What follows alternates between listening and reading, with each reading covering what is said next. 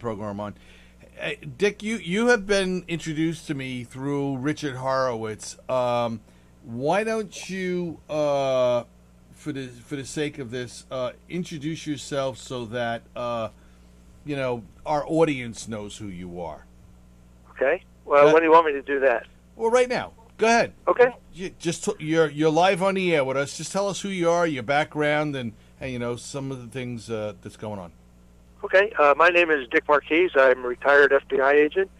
Back in 1988 to 1992, I led the U.S. task force which investigated the bombing of Pan Am 103 over Scotland, and stayed with that case, at least on a part-time basis, all the way through the trial, which took place in 2001 in Scotland.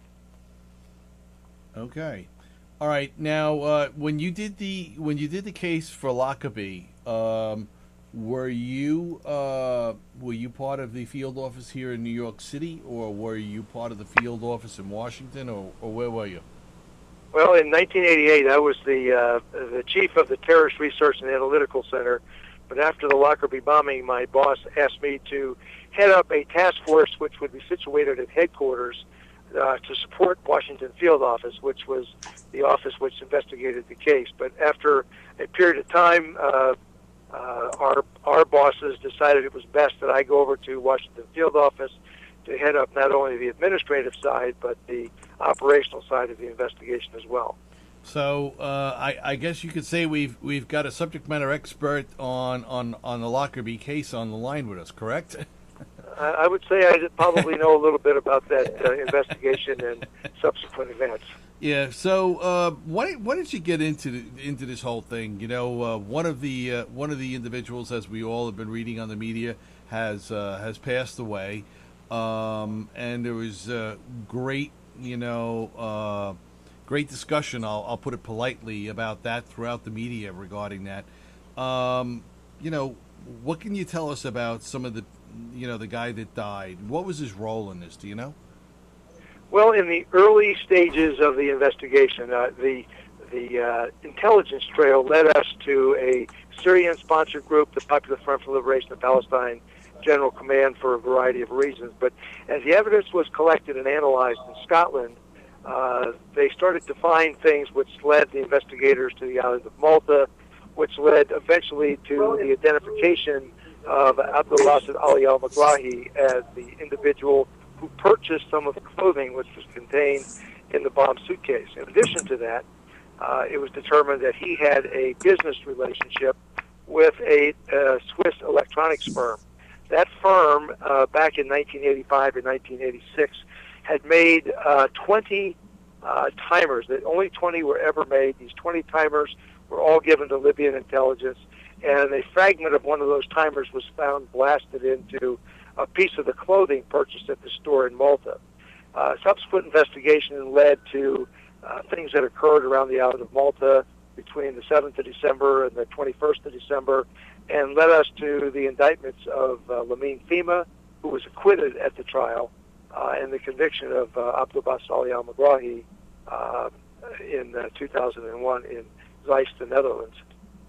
Wow. So it really does come down to those collecting the bags of evidence that are strewn all over the fields, people's private property, and everywhere else. Collecting all that evidence up, bringing it back into a hangar or somewhere where you can kind of sift through all of it and try and make some identifications, huh? Well, the crime scene was 845 square miles, and FBI agents did not collect any of the evidence. It was all collected by Scottish police at their insistence.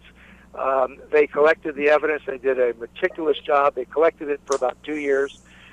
It was brought back in, and each piece was meticulously examined to determine whether it had been in the baggage container where the bomb was, or if in fact it had been another part of the plane or in the rear baggage containers. But eventually, after about 2 years, we really had a pretty good indication not only of where the bag was contained within the plane, but what was inside that bag, and eventually who put it there and who put it on the plane. Now, Dick, I know you probably, I don't think you're going to be able to hear everything that's going on here, but I've also got Richard on the other line here. And Rich, I just wanted to give you an opportunity to comment in, and let me just see if I can get you on here. Yeah, there you go. I've got Richard. Actually, I can see him in the background right now. You know, Rich, Dick has been going over a lot of the evidence, and you know how the Scottish police have actually collected a lot of this, and then the FBI went through this quite meticulously. And you know, it's not to me, not surprising to me, but it may be surprised to some of our viewers how just a small piece of evidence can lead them back, you know, to actually the people who participated in this particular event. I don't know if you had any comment on that, Rich. Yeah, actually, it is rather remarkable that a little piece of a chip or World Trade Center 93 bombing. It was just a little piece of the car which had the VIN number that was the crucial evidence. I mean, they have hangars worth of full of evidence during PNM 103, and they were able to trace it back to a small little thing. So it is it's a testament to the professionalism of the FBI and the other investigators. But that's a good example of what investigations are like. Yeah, no, I think all three of us are probably aware of that, but it may be new for some of the InfraGard members that are not familiar with law enforcement, you know, cases and how they develop and things like that. Can I ask you, Rich, and you, Dick, to just hold on for a second? And Sure. we're gonna hold on for a second segment and bring you back. Okay. All right, great. Just stand by, guys. I'll